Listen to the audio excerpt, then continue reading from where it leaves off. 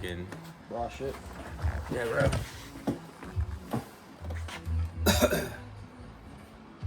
Oh shit, there's some bodies that just walked in. Some bops. Some poppers walked in, bro. Like two little popettes. Some baby boops, some duck squad. Some hoes. Some hoes, yeah. So guys, the hoes just walked in. But We're locked in. we're locked in, you know. They walked in, but we're locked in. Oh, yeah. Yeah, you see that, bro? My type. Good to see us back here. Who are those hustlers? Are those the owners?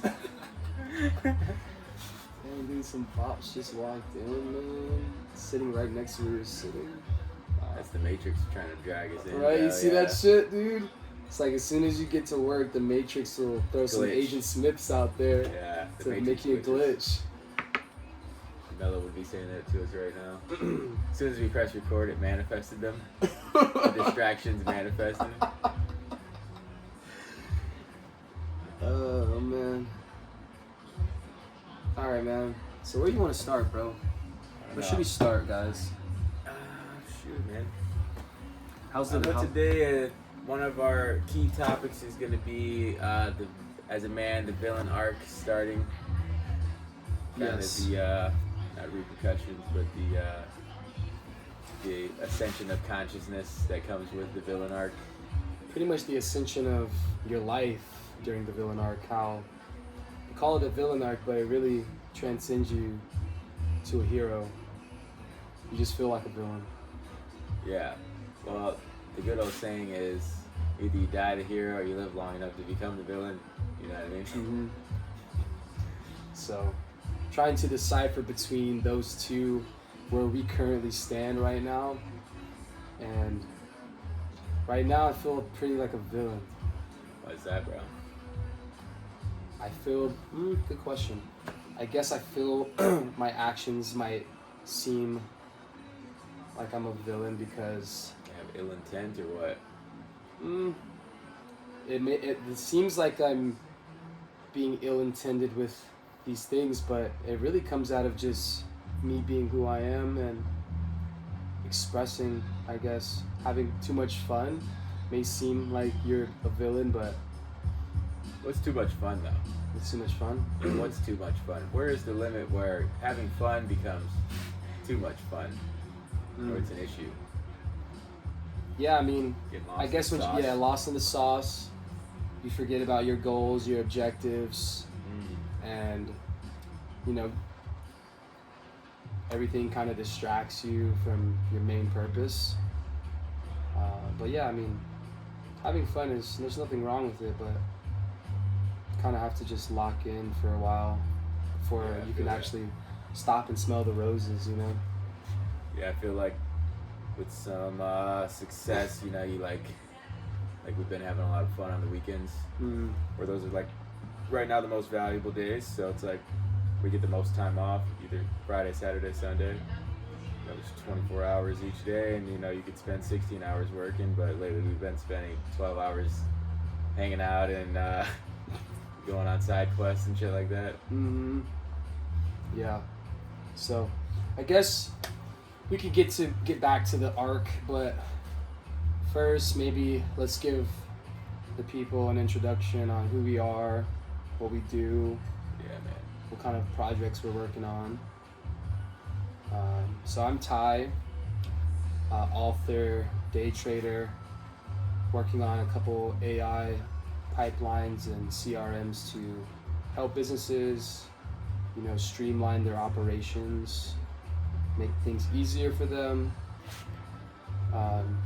Loosen Something, yeah, up. Yeah, loosen up. loosen We're up. talking too stiff. Are we? Yeah, because I think this is the camera's rolling, so I'm trying to just make it like a natural conversation. Yeah, Where we're, like, you're too, right. Well, I was talking to the people right there. You know what I I was mean? talking to the people. Concrete statements. So you guys got it. Yeah, that's me. Just kind of got some cool projects and just letting you kind of get an insight on our conscious and our day-to-day, how we move and what our plans are. Yeah, man. Yeah, I'm Anthony Banks. I own a marketing firm. Got a couple subsidiaries underneath it that are just kind of in different industries that I've kind of found a niche in. I met Ty because this place that we're in now is a place that I've worked with before these new owners made this acquisition, and now here I am on your guys' team, and everything's been going great. So yeah, I help people do marketing and advertising. So we're kind of gonna make a podcast / YouTube channel. We're still figuring out exactly what we want to talk about. Still figuring out a couple key principles we're gonna base our videos around. So we're gonna do like some business, some personal stuff, because we got a lot of experience kind of with just life. Yeah. I just touched 30 yesterday. Oh shoot, I stopped keeping track of 29. Yeah. Yeah. I'm still 29. I'm almost there. I moved here 6 years ago. Pretty much last 5 years I've been in the maritime industry, so imagine waking up every single day and the only work you have to do is go out on the ocean, drive a boat, show people a good time, create new memories. Yeah, if you don't know what maritime is, he's a captain of big ass boats. Got a sick gig. Yeah. So now he's transitioned to entrepreneurship, so he's kind of in a new chapter. Yeah, I mean, that's all I did. Deal with people, take care of people, show people a good time. You know, it's a lot of other responsibilities that come with it, but yeah, past 6 years, bro, I just been having fun. You know, well, the job's fun. Job's fun, for sure. And it's not like a 9 to 5. Yeah, it comes with a lot of perks. It does. A lot of perks. Being a boat captain comes with a good handful of perks. Definitely a handful. Maybe 2 handfuls. Quite the life. Did your villain arc start at the beginning of becoming a boat captain, or did it kind of transition into you're a boat captain so long that you became the villain? No, I think being a boat captain, when I realized how powerful it was, and like not just any kind of boat captain, like there's plenty of boat captains out there, but I'm young. I'm probably one of the youngest boat captains in Honolulu. Probably like 2 or 3 that are about my age or younger. So yeah, I mean, being a good-looking boat captain, young guy, you can imagine like the situations I've been in. And I ran a 50-foot, 48-foot, and a 43-foot Beneteau, and we only did private charters. So, you know, we did things. Yeah, we did things like bachelorette parties. You know, nice. Those are my favorite. The boat captain dressed up as a dancing bear on the back end. So I got a funny story actually. So like, I had a bachelorette party, bro. Yeah. And this is like me and another captain working it.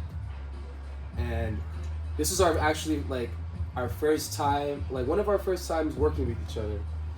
And this was like a moment where I was like, all right, me and this guy are gonna be cool, or it's gonna be strictly work. We had a bachelorette party full of Latinas, right? Trouble already. So they wanted to dance with us. Someone's gotta drive the boat, right? So and no autopilot like a plane. No, there was autopilot, but someone's gotta be on watch, you know? So me and my other guy, he's another captain. I won't say his name because he's married now, kids and all that. So he's like, I'm like, hey, we got a group of, you know, they want to dance. Why don't we just take turns dancing with them downstairs? I'll drive, you go downstairs, you dance with them for a little bit, you come back up, I'll go downstairs, dance, we take turns. He was like, you know what? That sounds like a good idea. So this was like one of our first time hanging out, bro, and that's what we did. Fast forward to the charter, they invite us back to their hotel. Nice. And trouble. Yeah. That was like kind of the like first real. Hopefully not the bachelorette inviting you guys back to the hotel. Maybe your homegirls, like the maid of honor and single, you know, type shit. Yeah. I mean, they were all single, and even the bride was like getting down. So yeah, boat captain life, transition to entrepreneur life. Yeah, it's a good transition. Nice. Yeah, I kind of had a fun job too. So I worked at a gentleman's club called Crazy Girls, Los Angeles, California. If you've been there, it's off La Brea and Sunset, right in the middle of Hollywood. And I became a promoter off a Craigslist ad. I actually turned down the job at first. For real? I was like, yeah, I don't think I want to work at a gentleman's club. It might be too much. I was coming out of the weed industry, so I was like trying to stay out of trouble. And then I started working as a promoter for two companies, Affinity Nightlife and Nightlife Empire. And Nightlife Empire was a dude named Brian Cohen, and he kind of had like these like sometimes hole in the wall, sometimes like small venue where you just got paid to like bring in heads, so you get like $5 a head. And I brought like 30 people the first day that I worked with him, and he's like, hey man, like you got the gift of gab, you should probably come over to the Gentleman's Club and work with us. We're booking artists and stuff like that to perform on Monday nights. We named it Made Mondays. And I was like, yeah man, I seen the other ad, I just kind of didn't want to do the Gentleman's Club. He's like, no, you should come by and just check it out, man. We'll give you an introduction, and kind of just feel it out. So I pulled up. I met my buddy Jay Correas. So he ended up being my business partner. So after Brian had left Crazy Girls years later, we ended up taking like a contract to do their marketing and advertising for that venue. But for those first few years, it was like all I did was just go to the Gentleman's Club on the weekdays, and you're allowed to roll up in there. So we'd just be smoking in there. Yeah. Artists come perform. You get to network with a lot of people. They see you kind of differently too, because like it's one thing to just like work at a nightclub, to be at a gentleman's club where you got like the most beautiful girls in the world like freaking dancing around and taking their clothes off. A lot of people just like see you as like superhero. There's a different aura to it. So that's what I did for a few years, and that's how I started my marketing firm. So for people who are watching, if you don't know what the gift of gab is, how could you describe the gift of gab? The gift of gab, I'd say, is you just got natural people skills. You're able to talk to people, kind of get along. For those that have made it out of their hometown and kind of traveled around, right? You've been able to meet different people from different cultures, and you're able to kind of like build rapport off of not just like, hey, where you from, how you doing, but oh, you're from Michigan? Oh, okay, go Blue. Or you might want to be the opposite and fuck with them, be like, go Buckeyes, just get a rouse out of them, you know what I mean? So yeah. The gift of gab is definitely just natural people skills, natural what? Like what is natural people skills, just being able to flow with a conversation. Yeah, exactly. Like just being able to flow, like be able to take a conversation anywhere and not have like the tension and not think too much on what you have to say to someone. I working on the boats, like conversate all day long. Right. So I was able to work on my skills. And there's a book that I recommend you guys reading. It's by Dale Carnegie, and it kind of teaches you how to be better with people, but how to win friends and influence people. I'm guessing.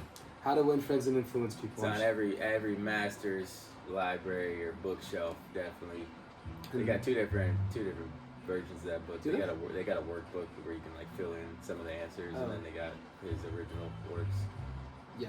So everyone's read it. If you haven't, check it out. It'll definitely give you an insight on just how to treat people. Really, like it's really about how you treat people, and at the end of the day, to win friends and influence people, you have to realize that it's not all about you. Whenever you're conversating with someone, you want to make it more about them. Even like the gift of gab really too is like you have no intentions of like winning these people over and stuff like that, and you just kind of got a natural ability to just build rapport with people. So it doesn't always have to be in a business sense. Yeah. Say for example, like when I was meeting with you and Mello for like the second time, like hanging out, we went to the bar, and he's like, "Oh, I'm from Bangladesh," and I started hitting him with Bengali. Yeah. I'm like, "Oh, Kemenacho, balo balo." It's because the guy that ran the gas station down the street from my old house. We go in there to buy freaking backwoods every other day, me and my boy Jay, and he thought that we were gonna give him a hard time, but we were really good guys and stuff. He just didn't like how we were coming in there and kind of just giving him a hard time. Where you from? He thought we were making fun of him, but really, I'm a natural at learning other languages, so I personally try to learn, at least greetings in every other language Yeah, that me I too, possibly can. Yeah. And then, well, it's like that's another thing too. It's like somebody from another country where they can't even speak that good at English. If you could hit them with some of their lingo Yeah. in their own language, they are automatically already comfortable with you. 'Cause you're Exactly. like, wow, you took the time to learn that, and you sound like you're fluent. Mhm. What else can you say? And I'm like, that's all I know how to say actually. You know what I mean? Yeah, that definitely builds rapport. Learning about people and using that to get to know someone. But yeah, so what do you want to talk about? I don't know. Let's go back to we covered a little bit of the Gifted Gab, kind of give people some insight that don't know what it is, and now we mentioned a couple books. Let's drop like 3 books, name 10 books type shit. You want to drop 3? You know that's like what I'm talking about? No, what is that? That kid that's like pressing those chicks. Oh yeah, the name guy 10 with books. the curly hair. Yeah, I know that guy. I'd say name 3 books that have made like impact on your consciousness, like that's kind of brought you to life. You know, Yeah. You can go first or I can go first, because I know right off top. You know, right off top. Yeah. Well, I mean, it's so basic, honestly, dude. For me, started off the first book that I ever read when I was in high school. It's called The Secret. You know, The Word, Secret. yeah. My grandma was like hooked on that. The DVDs that they were selling back No, in the day. never seen that. What? No. So they had a DVD VHS. collection. Yeah, and that was DVDs. They had a DVD collection. It was The Secret, and it was like the spiritual awakening, like kind of like enlightenment. Yeah. And I remember they watched that, and everybody was talking about that. If you're old enough to know about that, then you know what's up. But if you don't know, then you don't know. Yeah.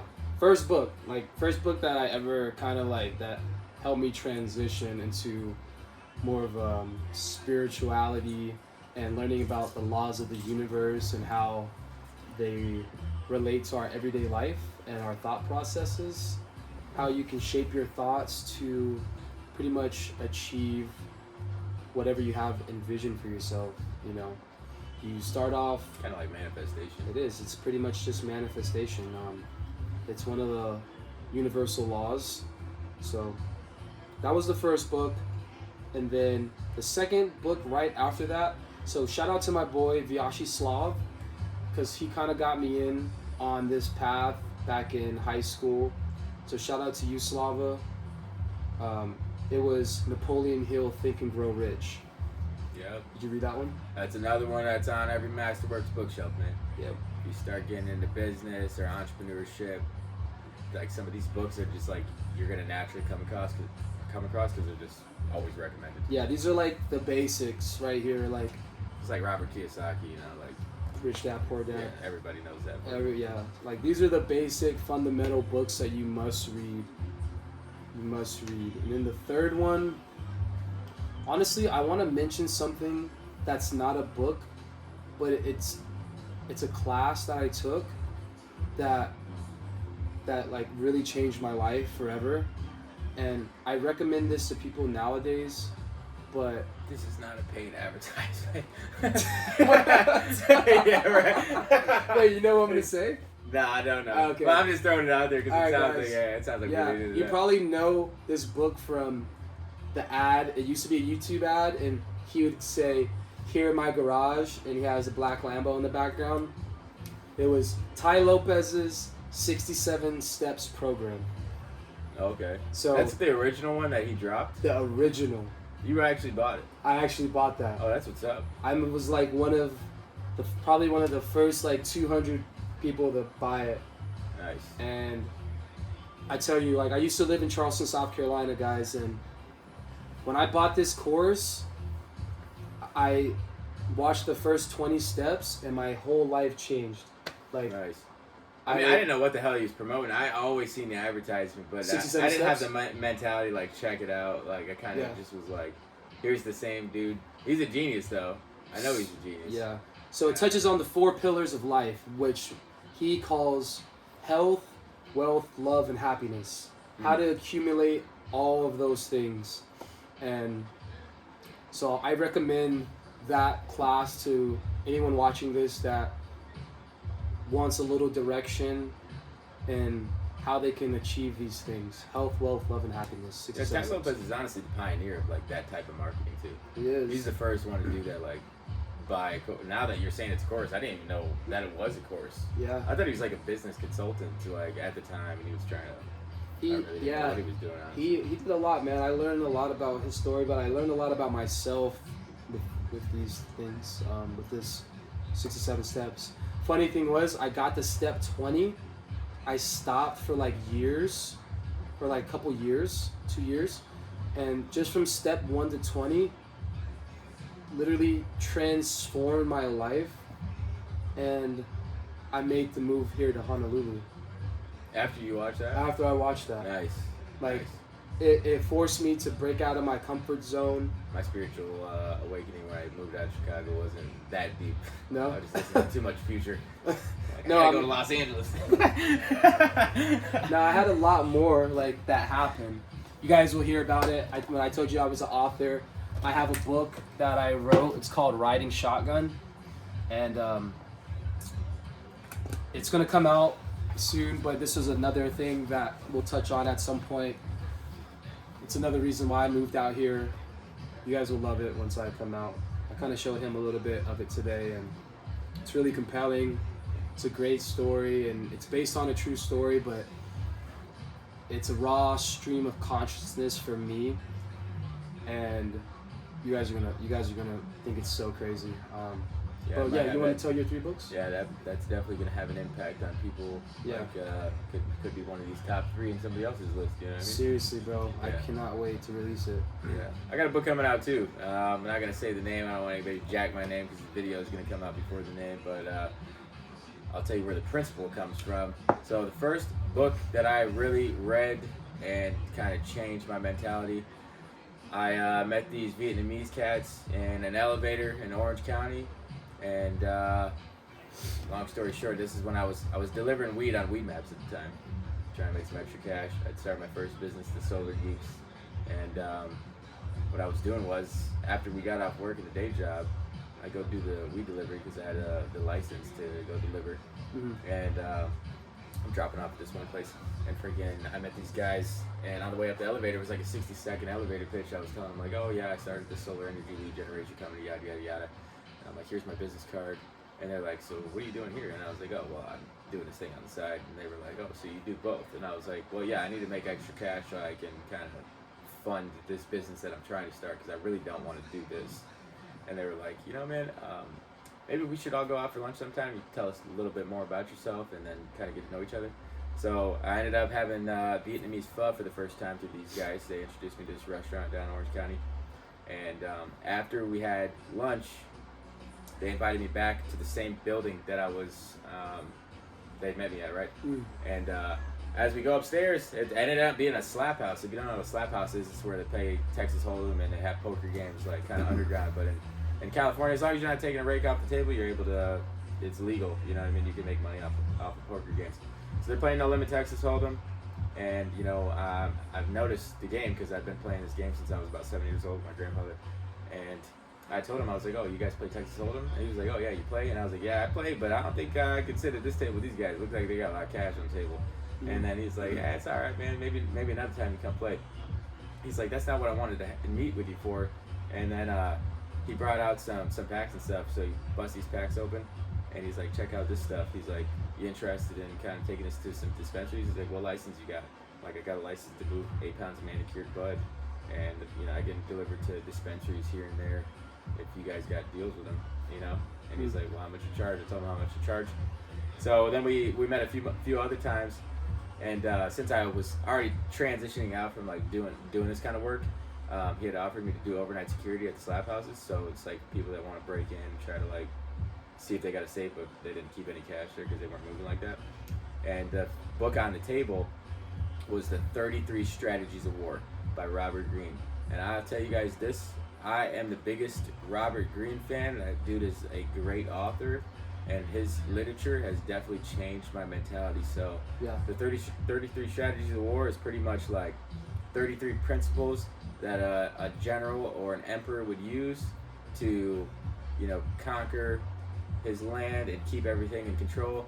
And just like he told me when he like introduced me to this book was I don't follow every principle in this book, but it's definitely got some things that you can relate to just in life in general.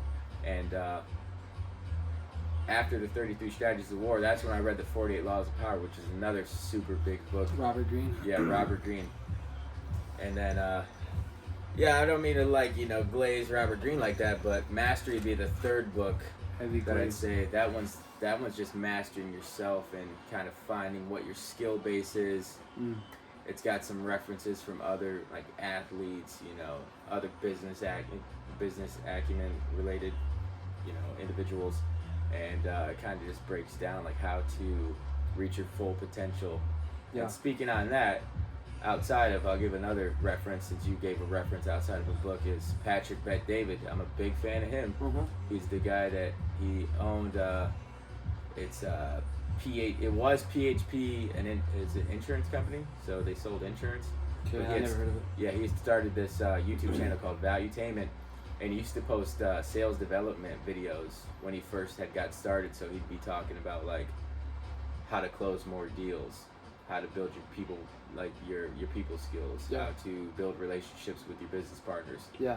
One of the videos that I still watch at least once a year is how to reach your full potential, and he makes references like basketball, Shaquille O'Neal versus Muggsy.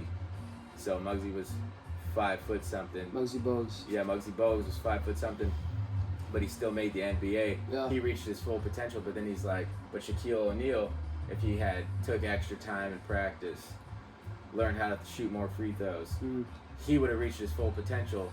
But in comparison, different people have different levels of what's the word, man? What, different strengths or what? Yeah, different strengths. Like your what is the word, man? Your capacity. Like your capacity might be different from mine. I might be able to do these 10 things, but you can only do 5. Yeah. And he talks about just being an individual and working on yourself and how to do that. So those are my 3 books: 33 Strategies of War, 48 Laws of Power, Mastery to get to know yourself and kind of find your niche and embrace it. And then a video would be How to Reach Your Full Potential by Patrick Bet-David. Yeah, and if they want, we can maybe put these names in the description. We'll drop the links underneath. You guys can grab the literature off Amazon, because I know these books are like $14. Probably free PDFs everywhere. Free PDFs. Or if you get, this is not a paid advertisement, It's not a paid Audible app, that's by Amazon. That's where I download all my books. Okay, membership, $15 a month. You get 1 credit per month, so if you don't use your credit, they just stack up, and then you're able to grab books, audiobooks. So I don't know if some of you guys are working full-time jobs where you're able to put a headphone in. Me at the time when I was like 19, 20, 21, I was working at a factory, so I would just throw the headphone in and listen to some audiobooks.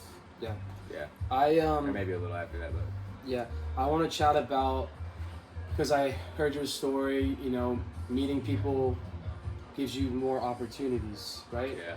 So networking anywhere you go is one of the biggest things that's going to lead you to success, because there's no I in team, and it takes a team to create something, people have done it by themselves, but 2 brains are stronger than 1, Yeah, 5 and the quote is, you can move faster by yourself but further with a team. exactly.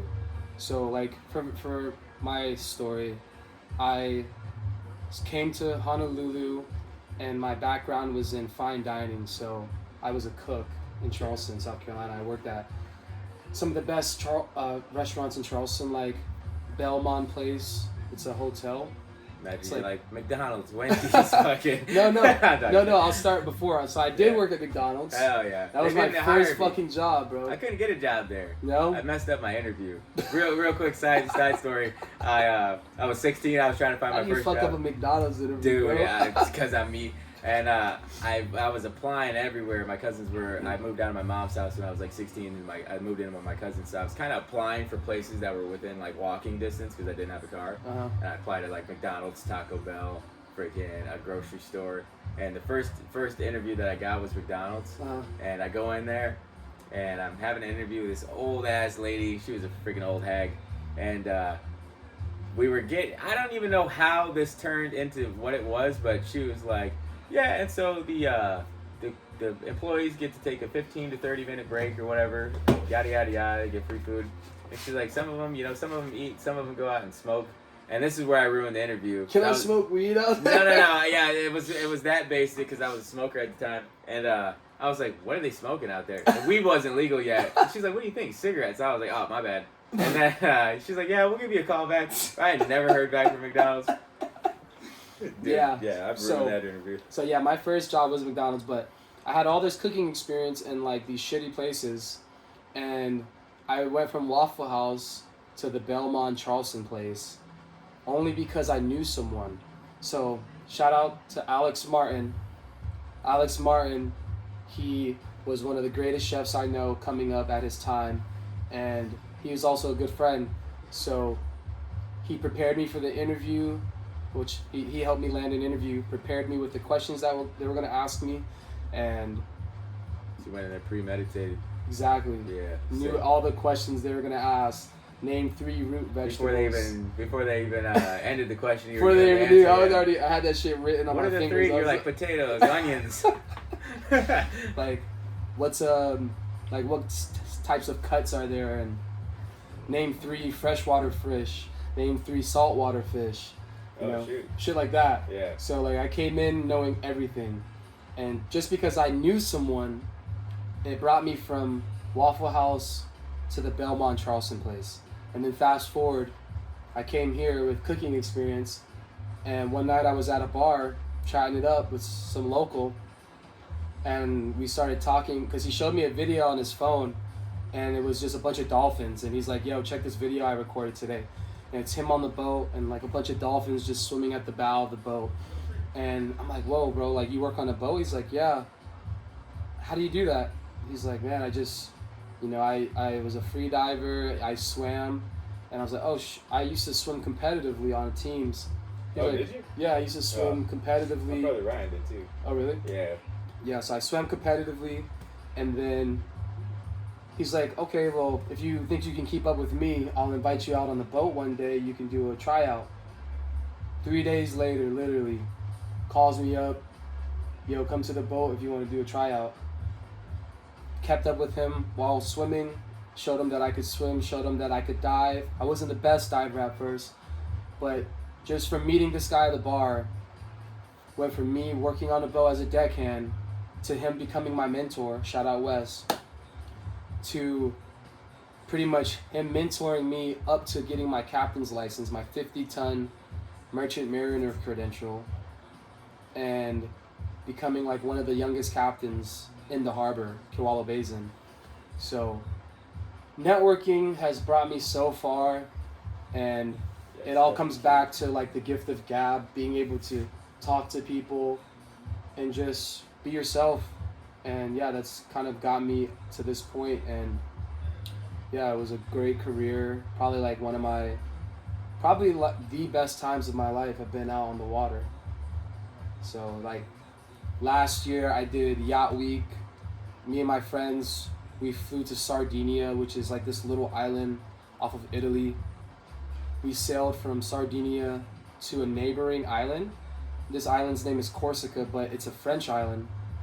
And it was like a couple 100 miles, but we got to Bonifacio, which is like the very southern part of Corsica. It's a natural harbor. So we started in Bonifacio. We partied, had so much fun. The Yacht Week people were there. We partied with them. And then we kind of like went all over. Plage de Santa Giulia was like another place we anchored at. We just kind of like went up around the east side of the island, and then we sailed back to Olbia, which is northern Sardinia. So yeah, that trip on your Instagram looks sick. It was cool, right? Yeah, badass. Yeah, it was. So yeah, like networking, being a captain led me to having one of the greatest experiences of my life. Yeah, that's also another thing too. If you guys are like networking, right? You're gonna meet the people that are.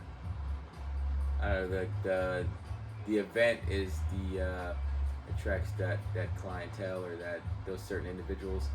Like you're meeting some high value people if they're able to go to Yacht Week or F1 Week in Monaco. For sure. Yeah, so it's like what do these people do? Is it like generational wealth, or they started their own gigs? Yeah. And then if you decide to go network at some bullshit ass party, there's a bunch of hoodlums, you know, you're gonna might be the most gangster motherfucker that's a crash out there, you know? Yeah, and you know what's funny, bro? You might need him though. You take the number down if you want to be my boss. This trip to Sardinia wouldn't have happened if I didn't meet someone while I was in Tokyo. So, oh, really? Yeah. This trip only happened because I met this girl in Tokyo, found out she lived here in Honolulu. She was just stopping in Tokyo for a couple days. And we met somehow in Tokyo, hit it off, and then she invites me to Sardinia like a couple months later. And that's another thing too. Let's speak on this. With this background of a story, do you feel like destiny leads people to places, or do you feel like your choices just, it's like the law of attraction, where had you not been a swimmer in school, you wouldn't have been able to been a strong swimmer to be able to, you know, go do your tryouts with this guy. For example, if you didn't just take a random trip to Japan with this background of getting your captain's license, you wouldn't have been able to offer like, hey, like I got my captain's license, like I'm down to take the yachts out to Yacht Week. Yeah, nah, what if, like, that's hard, bro. Like it all seems like it's all random. It's all like in a web. Yeah, it's all webbed together. It all connects, man. It's so crazy. We're all connected. We are. Yeah. We are connected. We are all like life is like a tree, and we're just the leaves. Everyone's a different leaf, but we're all connected. No matter how far away we are on the planet, this one small planet, we all are still connected, no matter where we go. If you haven't done shrooms either, you once you do those, you'll feel connected to everything. yeah, for sure. Yeah, you'll be feeling connected to the plants, the animals, bugs. Like it all makes sense. Mosquitoes and shit. Yeah. So, yeah, I mean, none of this would have happened if I didn't take those steps, though, just to reach out and network. So that's the power of networking. Yeah, it is the power of network. I really didn't understand the power of it, you know, like coming up when I was like growing up outside of Chicago. I really didn't understand. Like I was. Well, you were more like friends in your box, and you didn't want to break out of your bubble. I mean, I didn't really understand any of that. Like I didn't have any idea what I was doing. What was your mindset back then? My mindset was not a good mindset. Definitely headed towards trouble. Yeah. Unintentionally though, there was like not a lot around, so yeah, I won't speak too much on what I used to do, but definitely got to California, the cannabis industry, because I just randomly one day was like, you know what, let me move to California and do it where everybody's doing it, and then it ended up not working out, which was good because I wouldn't have like the business I have now. Yeah. But I just packed up my stuff, and I had prepared too. I was like, you know, if it ends up worst case scenario, I end up living in my car for a few months. I'm glad you said that, bro. And boom, and that's what happened too. It's like I moved in with my buddy Alex. His older sister was dating a guy they're now married now named Robbie Brubaker, and he's the dude that he let me crash on the couch at his apartment in Marina Del Rey. He hooked me up with my first sales job, and that was kind of like the opening door where those dudes seen that I had natural sales skills. I was just green. I just didn't know.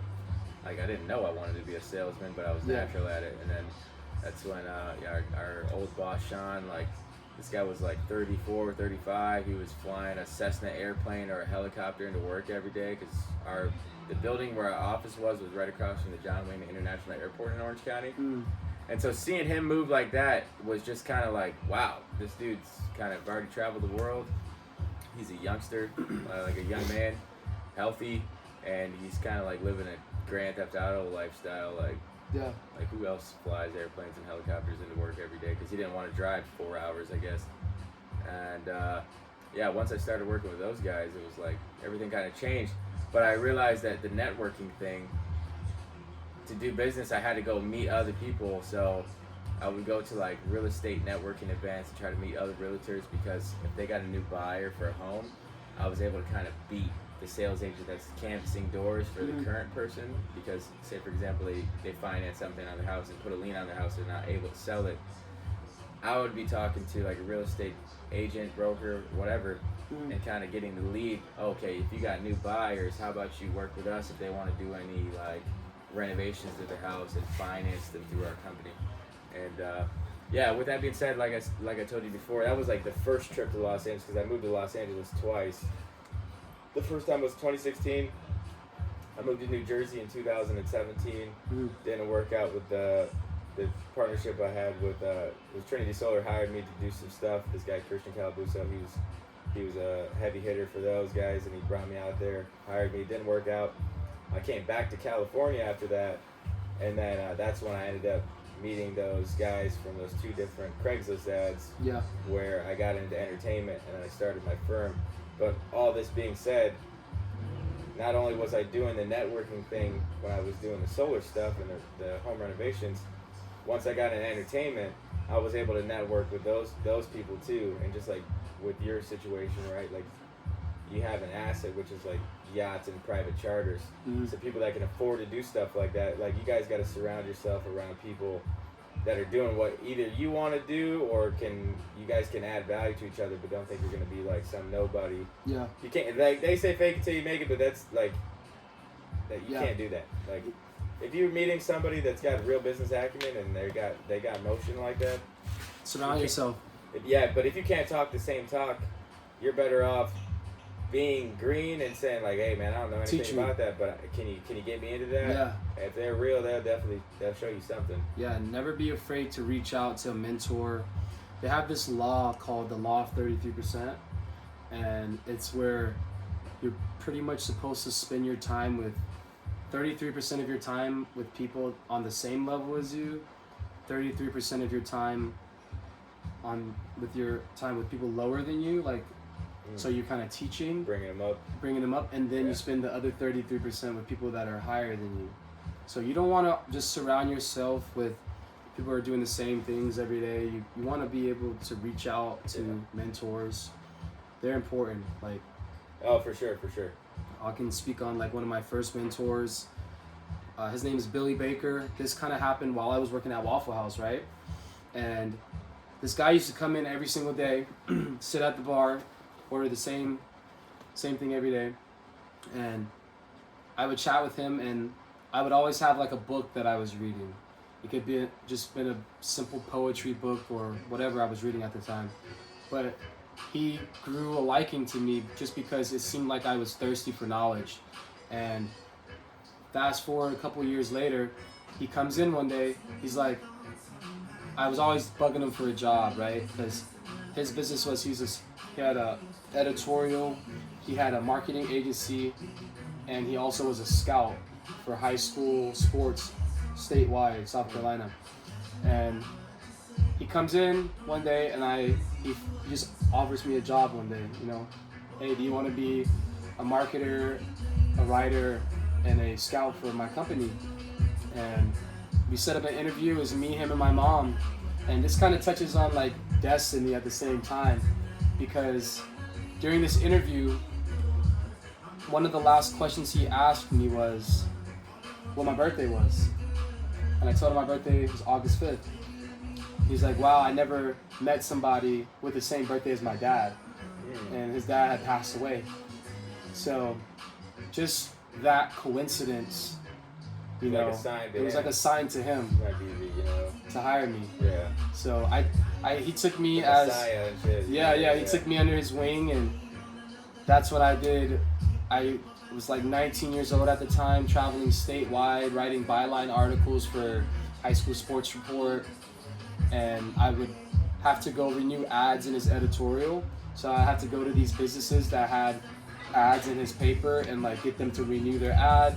I would watch him do cold sales. Like one time I watched him, we went into a dentistry, met up with the owner.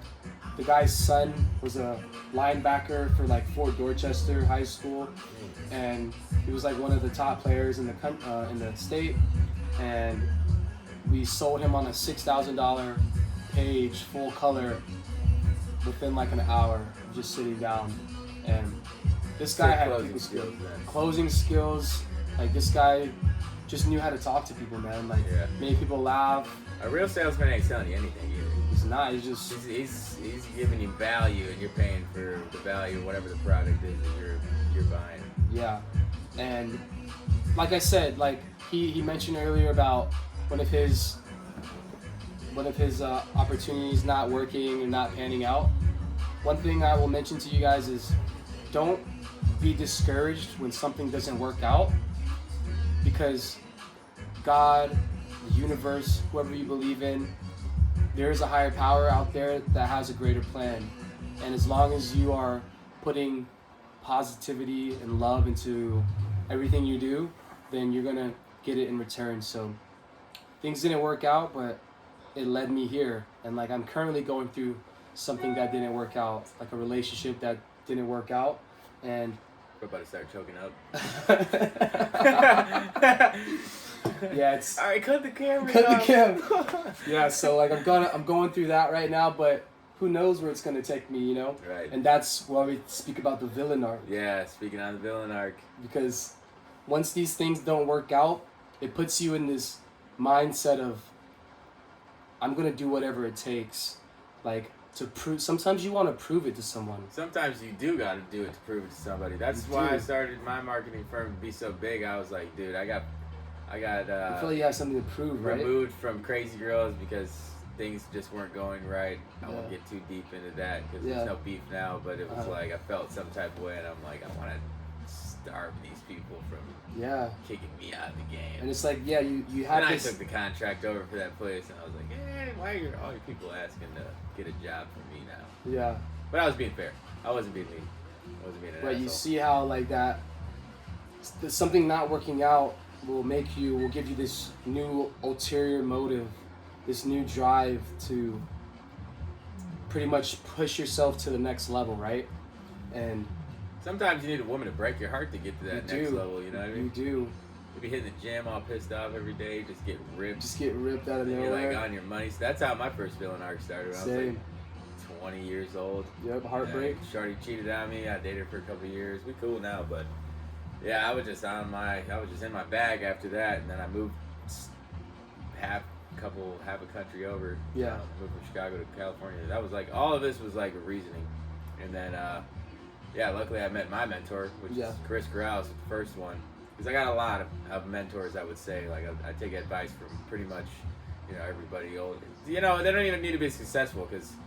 Somebody on the streets that's homeless could give you some good advice on how not to end up in their situation, For sure. So, this dude, he was the first guy to teach me how to do sales and close deals and really hone in on my people skills and just being able to communicate with other people.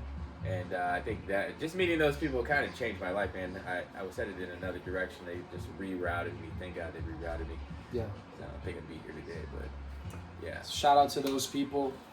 Shout out to Chris Corrales.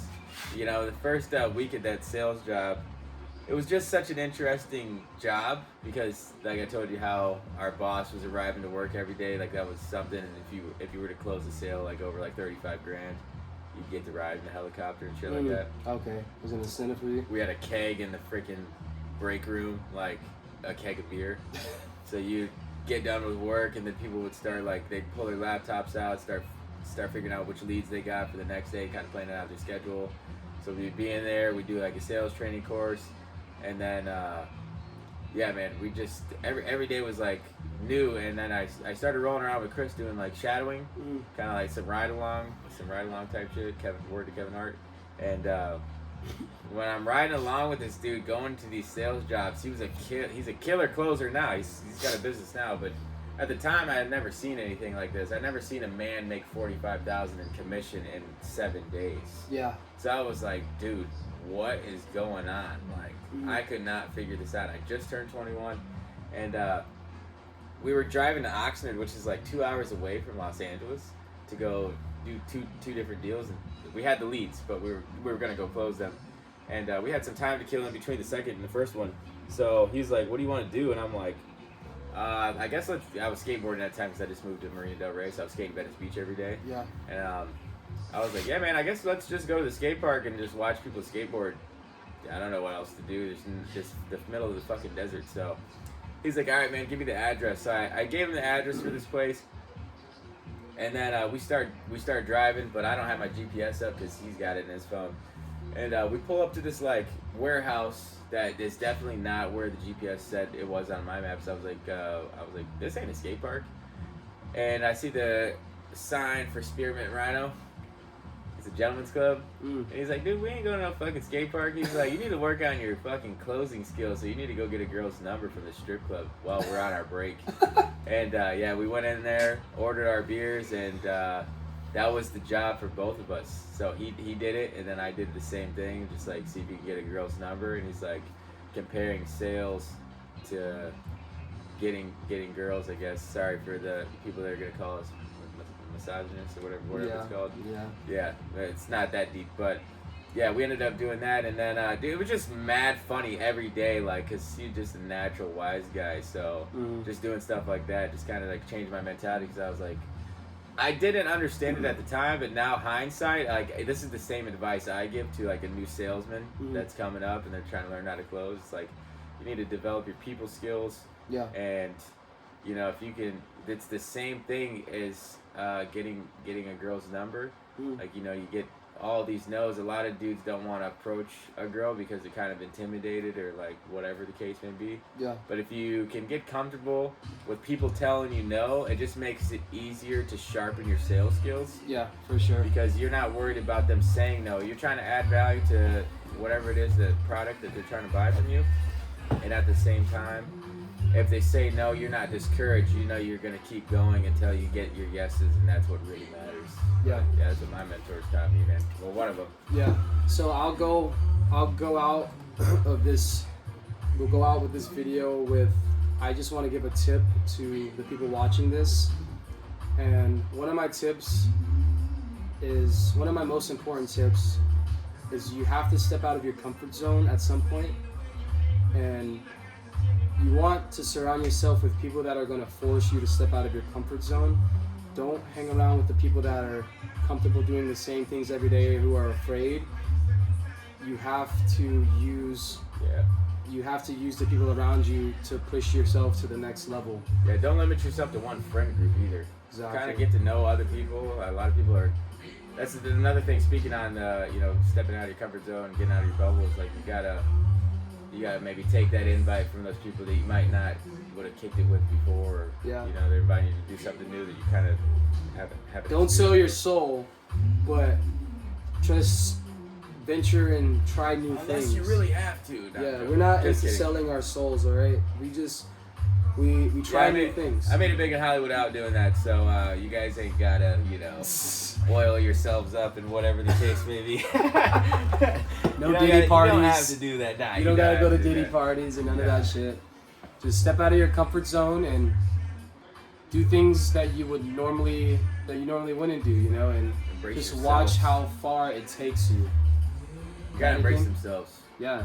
Yeah. Brace yourself. You gotta find yourself first too. Yes, find yourself. You can't go out like, I feel like if you don't know yourself, then you're kind of walking without any direction. Like you're aimlessly making decisions, but if you know who you are, what you want, you're able to build strong relationships, know who to hang around.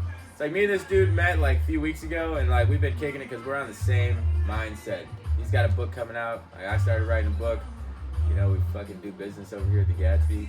Yeah, shout out to the Gatsby, by the way, guys. Thank you for letting us, do what we do and supporting us during this. Yeah, that's about it for me, man. That's it. I think it's a good video. Should we keep the B-roll rolling? Why not? Yeah, guys. Feel free to follow us and subscribe. Yeah, subscribe, check out our lives. We'll put our Instagrams in the bio, and you can kind of get a feel for who we are as real people. We had this conversation purely off of what was on our mind. Yeah, we freestyled. The last one we used the script, but it was like too stiff. Yeah, it was like this one, no script at all. Like this one was the just leg. Yeah, here's my counselor. Had a clipboard and. It was good, but it was just like too stiff. Yeah, so this is our second take, actually. I feel good about this one, and we just want you guys to get to know us and kind of follow our life and watch the cool projects that we have come to fruition. Yeah, I do got an end comment though. If you got any topics you'd like some wise men to speak on, Yes, feel drop free. that in the comments. Yeah. And we'll try to, We'll see what we break can- that stuff down, unpack it. Yeah, see what kind of 2 cents we could provide. But thank you guys for watching, and we look forward to releasing a new video for you guys very soon. Not too far in the future from now, probably next week? Yeah, we should do these every Monday, man. Yeah. I think that we should start our week off with that one win. Yes. You know For what I sure. mean? It's like boom. Like this is our Monday, we both got our work in today. I worked on my AI systems, and it's like almost 11 p.m.